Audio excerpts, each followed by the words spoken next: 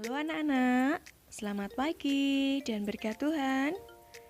Semoga di hari ini, hari Selasa, tanggal 5 April 2022, anak-anak selalu dalam keadaan yang sehat, bahagia dan juga penuh dengan semangat ya. Amin.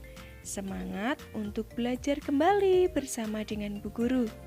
Ya, anak-anak, untuk hari ini kita belajar pada subtema yang baru, yaitu subtema yang keempat pada tema yang ketujuh, mengenai bentuk, warna, ukuran, dan permukaan benda. Dan di hari ini kita akan belajar muatan materinya adalah SPDP.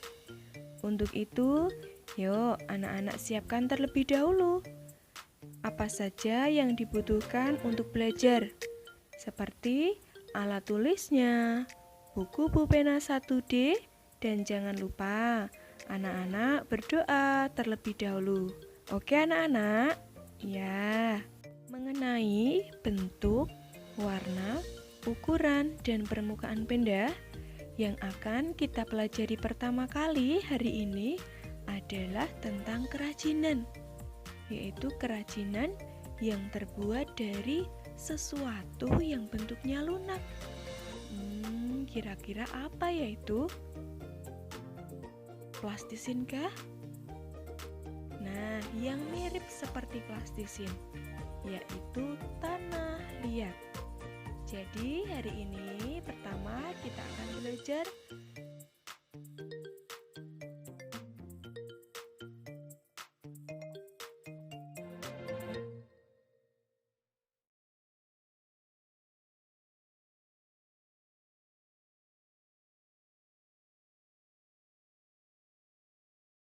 anak-anak. Tentunya di sekitar kita banyak benda yang terbuat dari tanah liat ya. Tanah liat banyak digunakan biasanya untuk membuat hiasan. Mengapa tanah liat banyak digunakan? Karena tanah liat itu bentuknya lunak serta mudah dibentuk. Nah, kerajinan tanah liat itu dapat dibuat menggunakan tangan langsung.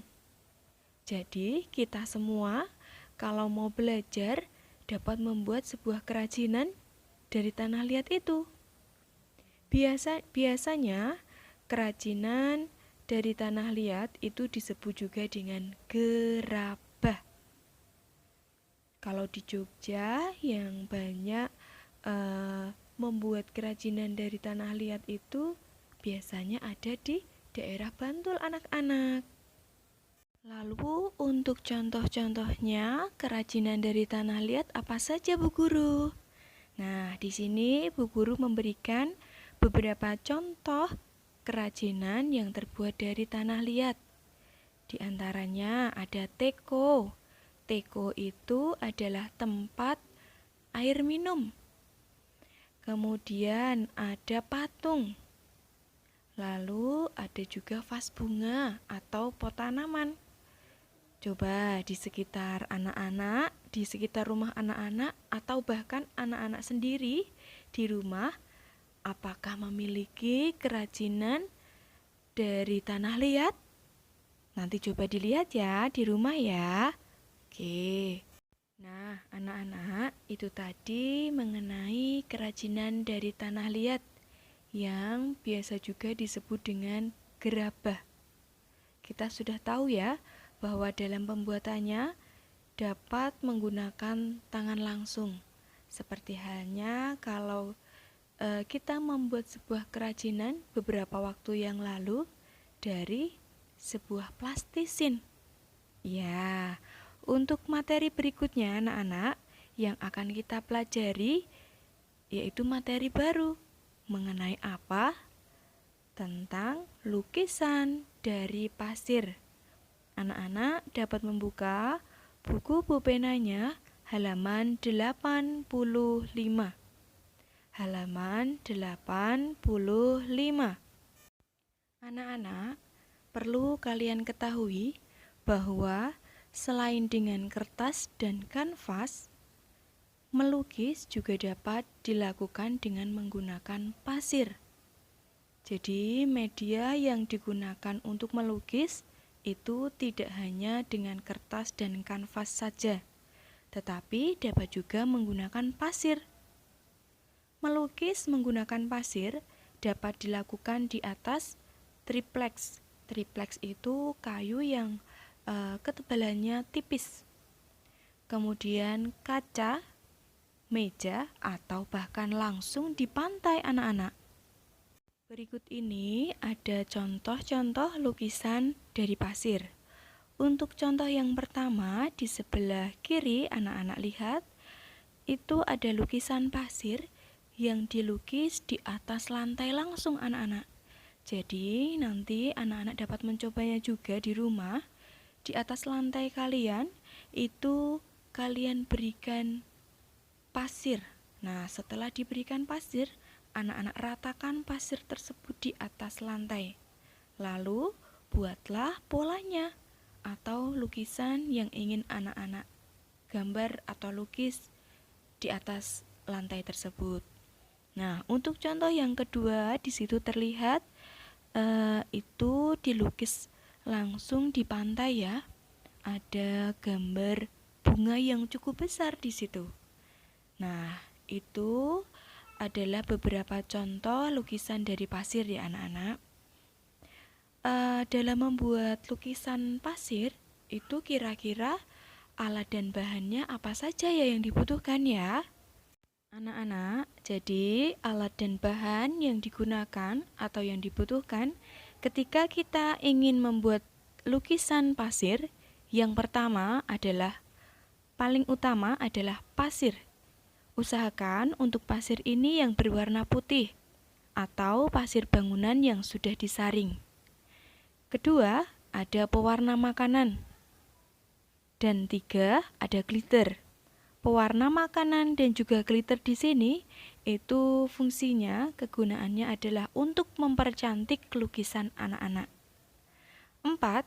Botol air mineral kosong. 5.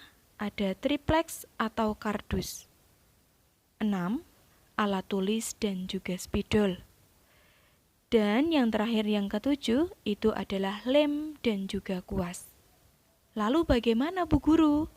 Dari alat dan bahan ini kita gunakan untuk membuat lukisan dari pasir? Nah, caranya itu bagaimana? Nanti untuk cara pembuatannya ini akan Bu Guru jadikan tugas untuk anak-anak. Jadi anak-anak, untuk pembelajaran pada hari ini sekiranya sudah cukup. Sebelum kita akhiri dan kita simpulkan pembelajaran pada hari ini, Bu Guru akan memberikan tugas untuk anak-anak.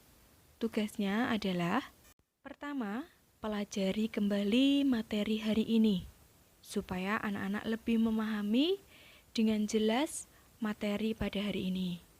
2. Tugasnya adalah bacalah langkah kegiatan melukis pasir pada buku Bu Pena halaman 86. Anak-anak nanti coba belajar untuk membaca sendiri, memahami apakah langkah kegiatannya dapat anak-anak pahami dengan baik.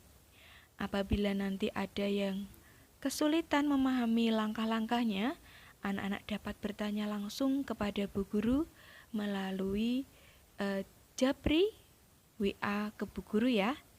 Nah, tugas ini anak-anak tidak perlu dikirimkan ke GC. Jadi, walaupun hari ini anak-anak tidak ada tugas yang harus dikirimkan ke GC, namun tugas-tugas tadi harus anak-anak laksanakan. Begitu ya? Oke, nah anak-anak kita simpulkan terlebih dahulu untuk materi apa saja yang sudah kita pelajari pada hari ini.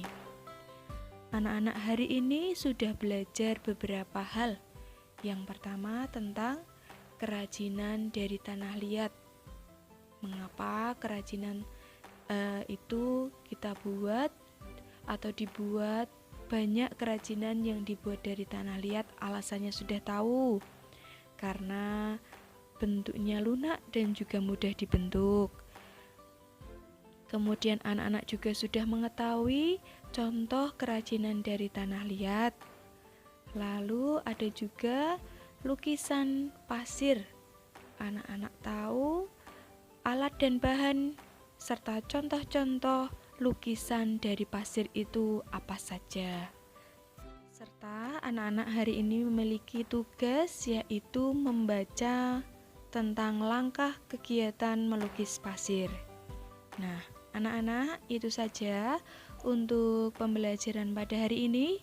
Bu Guru akhiri sampai di sini. Semoga apa saja materi yang sudah kita pelajari pada hari ini dapat anak-anak pahami dengan baik dan dapat berguna untuk masa depan kalian. Terima kasih dan berkat Tuhan. Tuhan Yesus memberkati kita semua.